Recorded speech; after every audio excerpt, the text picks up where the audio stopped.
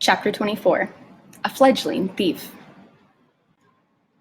He was not alone for long. Mrs. Griffin and Stewcat had no sooner vanished from sight than Harvey heard a voice calling his name. The air was still thick with dust, and he had to look hard for the speaker. But after a little time he found her, stumbling towards him. "Lulu? Who else?" she said with a little sigh. The lake's dark water still soaked her from head to foot, but as it ran from her body and into the ground, the last traces of her silver scales went with it. When she opened her arms to him, they were human arms. "You're free," he said, running to her and hugging her hard. "I can't believe you're free." "We're all free," she said, and glanced back towards the lake. An extraordinary sight met his eyes, a procession of laughing children coming towards him through the mist. Those closest to him were all but returned to their human shape, those behind them still shaking off their fishiness step by step. "We should all get out of here," Harvey said, looking towards the wall. "I don't think we'll have any trouble getting through the mist now." One of the children behind Lulu had spotted a box of clothes in the rubble of the house, and announcing his find to the rest, stumbled through the debris to find something to wear. Lulu left Harvey's side to join the search, but not before she planted a kiss on his cheek.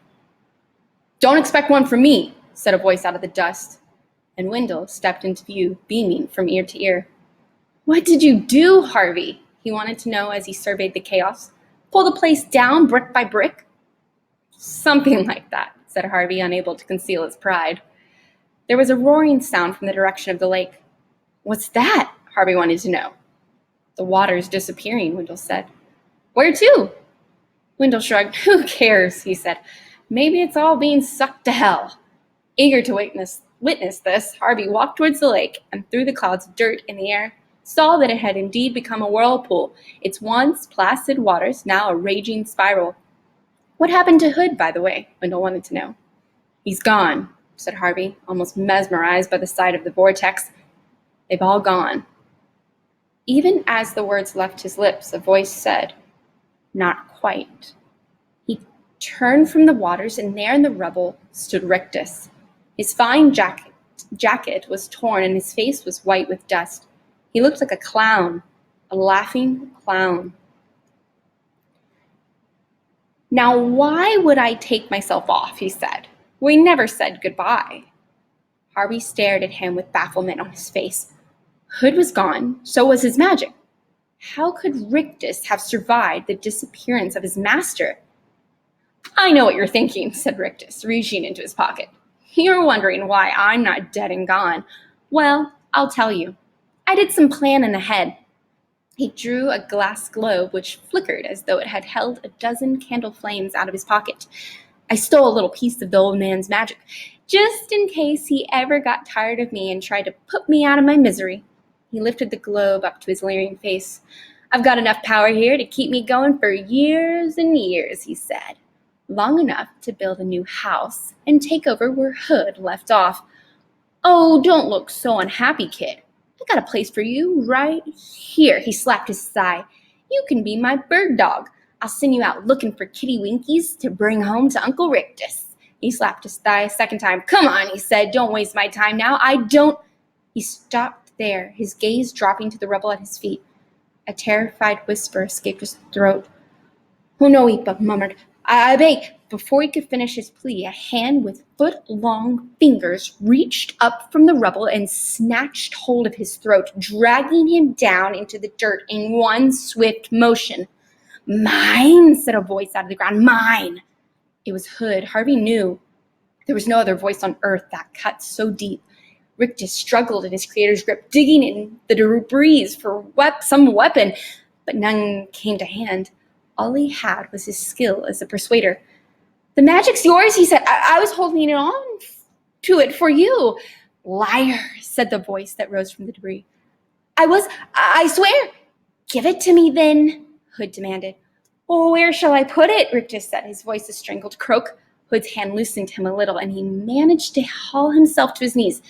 "Right here," Hood said, hanging onto Rictus's collar by his littlest digit, while his forefinger pointed down towards the rubble. "Pour it into the ground." "But—" "Into the ground." Rictus pressed the globe between his palms, and it shattered like a sphere of spun sugar. its bright contents running out between his palms and into the ground in front of him. There was a moment of silence. Then a tremor ran through the rubble. Hood's finger let its captive slip, and Rictus hurriedly got to his feet. He had no chance to make an escape, however. Pieces of timber and stone instantly moved over the heaps of rubble towards the spot where he'd poured the magic. Several lifted high into the air. All Rictus could do was cover his head as the hail increased. Harvey was clear of this flying debris and might well have made a retreat in these few moments, but he was wiser than that. If he fled now, he knew his business with Hood would never be finished. It would be like a nightmare he could never quite shake from his head. Whatever happened next, however terrible, it would be better to see it and understand it than turn his back and have his mind haunt him with imaginings to his dying day. He didn't have to wait long for Hood's next move.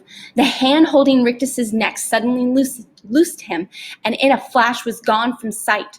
The following moment, the ground gaped and a form appeared, hunched over as it climbed out of its tomb in the rubble.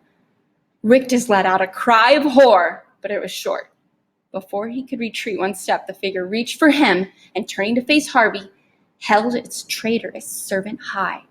Here, at last, was the evil that had built the holiday house, shaped more or less like as a man. He was not made of flesh, blood, and bone, however. He had used the magic Rictus had unwillingly provided to create another body. In the high times of his evil, Hood had been the house. Now it was the other way around. The house, what was left of it, had become Mr. Hood.